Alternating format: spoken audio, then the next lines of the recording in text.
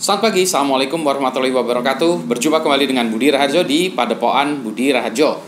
Kali ini kita masih membahas tentang wisdom dari Pak Buntoro. Topik yang kita bahas spesifiknya adalah tentang pricing ya. Bagaimana menentukan harga. Jadi kalau kita lihat kan, kalau kita punya produk, layanan, gimana sih sebetulnya kita menentukan harga? Nah, ini menurut banyak orang ini ada sainsnya, ada juga artnya. Nah, mari kita simak bagaimana pendapat Pak Buntoro tentang pricing ini. Selamat siang Pak Buntoro. Selamat siang Mas. Kita lanjutkan pertanyaan berikutnya. Ya. Kali ini kita akan bertanya bagaimana cara kita untuk menentukan pricing, harga, terutama pada produk-produk baru atau produk-produk pertama yang akan kita keluarkan. Jadi pertimbangan kita biasanya adalah bagaimana price itu bisa terlihat rasional di mata calon konsumen. Silakan Pak, mohon ceritanya. Ya, Mas Emi, sebetulnya itu kalau masalah price ini kan bukan setelah membuat kita menentukan harga, tapi sebetulnya sebelum membuat kita harus menentukan harga. Artinya begini, kalau kita lihatlah, misalkan harga handphone, harga yang murah itu taruhlah 1 juta. Nah, kita udah dari awal sini kita harus bisa menjual dengan harga yang sama, dengan minimum itu harus bersaing dengan 1 juta itu. Kalau kita membuat dulu terus kemudian hitung harga pokoknya, bill of materialnya berapa, mungkin nggak akan bisa ke sana. Jadi kalau saya sendiri karena mayoritas atau kebanyakan itu bahan bakunya plastik dan besi, lebih mudah. Kalau elektronik akan susah sekali karena banyak nilai-nilai yang tidak kelihatan di sana. Tapi kalau besi atau plastik atau mungkin kain itu gampang karena ada harga kiloannya. Jadi kalau kita misalkan, wah ini ada produk yang bagus lah, kira-kira dan bisa teknologi yang kita kuasai bisa untuk membuat produk ini. Kita lihat dulu berapa, kita timbang aja. Oh, kalau harganya di atas $3 per kilo atau $5 per kilo, udah pasti kita akan mampu untuk memproduksi itu dan menjual barang dengan kompetitif dan untung. Kira-kira begitu. Jadi harga ini tidak ditentukan setelah kita membuat produk, tapi kita tentukan sebelum kita menentukan apa kita mau membuat atau tidak. Karena kalau kita misalkan bersaing dengan produk-produk Cina itu mereka jual $3 per kilo. Kalau dari metal dan plastik itu $3 per kilo. Jadi kalau saya ekspor ke Jepang misalkan, mereka whatever harga pokoknya mereka nggak peduli. Nah, tinggal kita fokusnya kita bagaimana memproduksi dengan biaya yang serendah mungkin sehingga dengan $3 per kilo bisa untung. Nah, kira-kira begitu. Itu yang pertama ya. Yang kedua, sebenarnya bisa kita menentukan produk-produk yang original desain kita itu bisa. Pertanyaan, apakah kita menghitung harga pokoknya kemudian kita menentukan keuntungannya atau terus kemudian kita dapat harganya? Oh, banyak kan tidak begitu. Tapi lebih pada kepantasan dari produk ini harganya berapa. Apakah itu kemudian dibandingkan dengan kompetitor yang ada di pasaran, Pak? Kira-kira begitu. Kira-kira produk yang sejenis, kira-kira harus bisa kompetitif di situ. Tapi kan misalkan harga produk ini misalkan art ya, produk art. Kita menentukan itu nggak berdasarkan harga pokok produksinya 1 juta, kita jual 2 juta. Oh, tidak begitu. Tapi pantasannya, kita jual pantasnya ini 10 juta. Ya sudah, jual 10 juta. Jadi menentukan harga ini macam-macam. Artinya bisa berbagai macam cara untuk menentukan harga.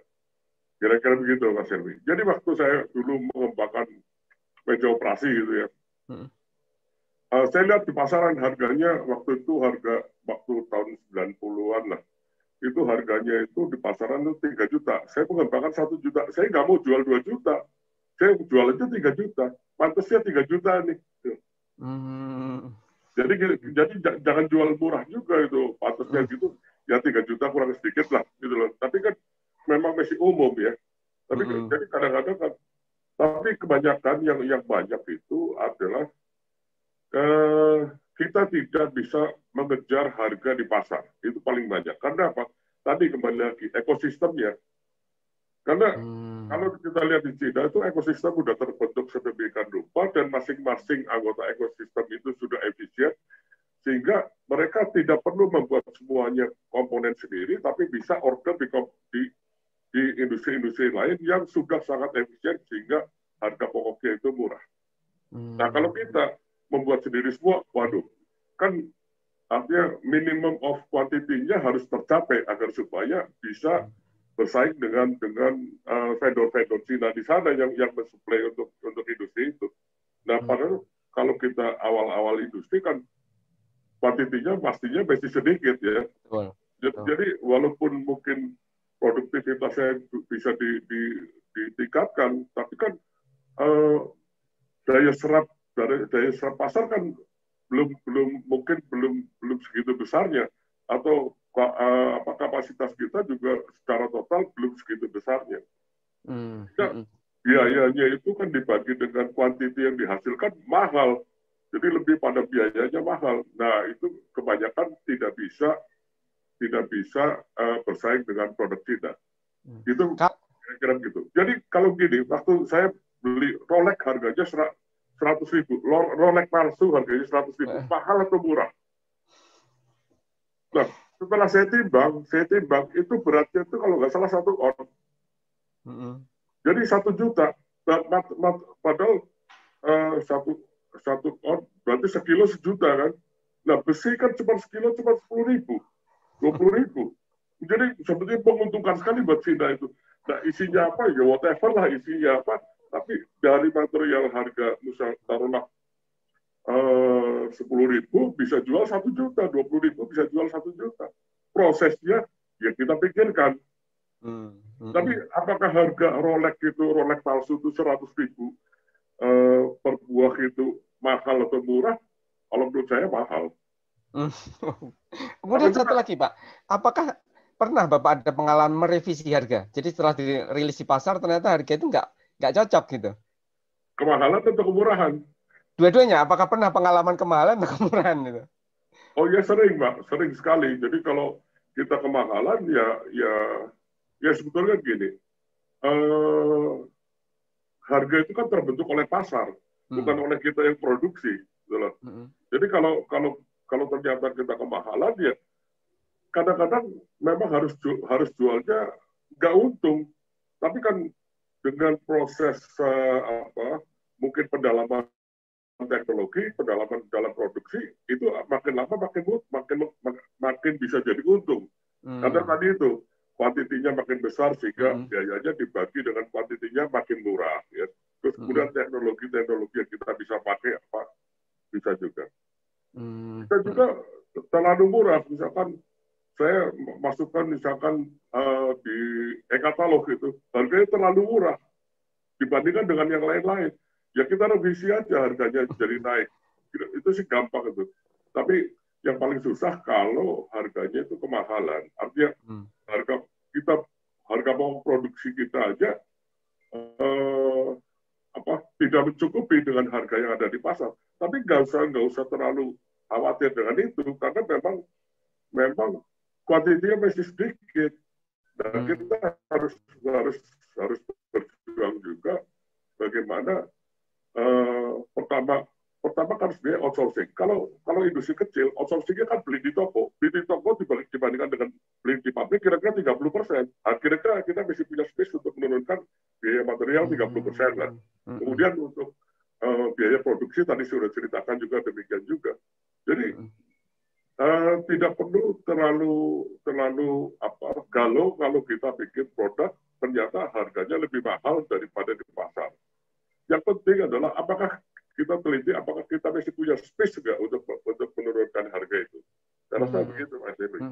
Oke, kita lanjut Pak Budi. Pak Budi, kalau dari software gimana? Kalau software itu kan produksinya bisa sangat kecil atau nol kan? Jadi masih banyak margin. Gimana pengalaman untuk software harganya Pak Budi? Itu dia, software kan juga bisa diukur dari SDM-nya ya, waktu Ya. mengembangkannya SDM-nya. Itu yang paling umum. Tapi kalau diukur hanya SDM-nya aja, jadinya software-nya jadi murah. Nah, maka dimasukkan faktor art. Nah, supaya Itu dia tuh. jadi Mau Pak Budi jualnya berapa toh? ya, biasanya orang punya faktor pengali. Misalnya kita hitung SDM-nya, oh ini dikalikan, misalnya SDM-nya digunakan mengembangkan ini 5 bulan atau 6 bulan. Dikembangkan oleh 5 orang. Jadi kita tinggal kalikan 5 orang kali 6 bulan. Udah ya, itu sebenarnya cost-nya terus nanti kasih faktor pengali.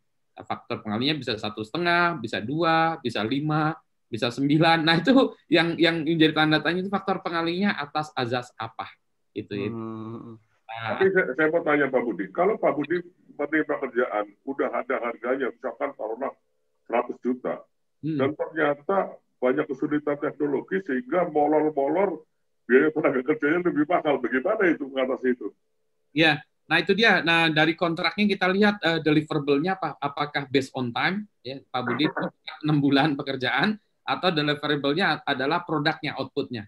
Nah, output-nya itu biasanya kita kunci di requirement-nya yang bagus itu. Di requirement-nya kita bilang requirement-nya gitu, kita cocokkan aja ya. Nah, jadi kita di awal itu menebak apakah requirement-nya itu bisa kita penuhi, misalnya tadi ya 6 bulan gitu, bisa kita penuhi enggak. Nah, berarti ributnya nanti di sekitar itu. Project manager yang bagus, dia bisa menebak ya, memperkirakan itu dengan range yang bagus lah. Kalau proyeknya itu sudah berulang, yang biasanya proyeknya misalnya soal inventory segala macam gitu, itu yang mana berulang yang kita udah tahu, itu biasanya bisa nggak terlalu jauh. Seperti contoh kayak kami pernah mengembangkan aplikasi yang mungkin molornya itu cuma 2 hari ya, karena udah predictable ya, jadi molornya cuma 2 hari, dikurang dari seminggu gitu. Nah, tapi kalau yang misalnya Pak Budi mengembangkan aplikasi membuat semacam Zoom gini-gini, nah ini yang banyak pertanyaannya itu, yang mana bisa tebakannya 6 bulan, ternyata setahun juga nggak selesai. Ada juga bahkan kebanyakan software kalau di dalam statistiknya itu gagal karena tadi kepanjangan. Jadi pertanyaan Pak Victor itu molor, ya. Banyak itu malah statistiknya lebih banyak yang itu. Never ending project ya, Pak. Ending project itu. Saya pernah punya pengalaman pakai desain house di Belanda ya. Begitu juga, udah selesai, terus dia bilang, tapi waktunya sudah habis. Loh, saya suruh tambah lagi. Loh, bagaimana? Berapa jam lagi harus tambah? Akhirnya sudah begitu aja, udah anggap aja kita selesai, kita teruskan sendiri. Yeah. Nah itu juga masalah juga kelihatannya ya Pak ya, karena kita kan tidak pernah tahu apa yang akan dihadapi ya, apalagi software ya. Yeah. Nah itu dari kedua belah sisi juga, dari pihak kliennya tadi ya, mau keluar uangnya berapa, dan juga bagi pengembangnya juga, kan kita udah mengembangkan, udah keluar waktu segala macam ya, ekspektasinya selesai 3 bulan, ternyata kliennya minta berubah-ubah, oh ini harusnya diginiin, ya berubah lagi, yang mana itu nambah ya. Kalau klien kan bilangnya, saya pengen ubah ini, itu kayak bangun gedung, jendelanya pindah, kayaknya nggak di kiri, sebelah kanan, wah itu kan bobol lagi, itu kan ya, waduh Bu, itu nggak hanya sekedar mindahin gitu aja Bu, ini kan harus bangun itu, dan di sana nggak ada fondasinya, nggak ada, wah itu kan sama, software juga seperti itu. Karena orang-orang kadang mikirnya, kan software Pak Budi, tinggal ubah gini aja. Enggak, itu tabelnya ini diubah, database-nya diubah, tabel output-nya diubah, tampilannya diubah, karena formnya nggak cocok lagi gitu ya. Wah, itu merembet yang tadinya hanya ngubah, ini kan dipanjangin aja Pak field-nya gitu, misalnya tadi angkanya 4 jadiin 8 gitu kan ya. Wah, itu bisa berantakan kemana-mana itu. Jadi sebetulnya dibutuhkan kemampuan khusus juga untuk memprediksi harga di software. Kalau begitu untuk pricing baik di produk hardware maupun software itu pengalaman menjadi hal yang sangat penting ya kalau begitu ya. Oh iya. Iya, betul.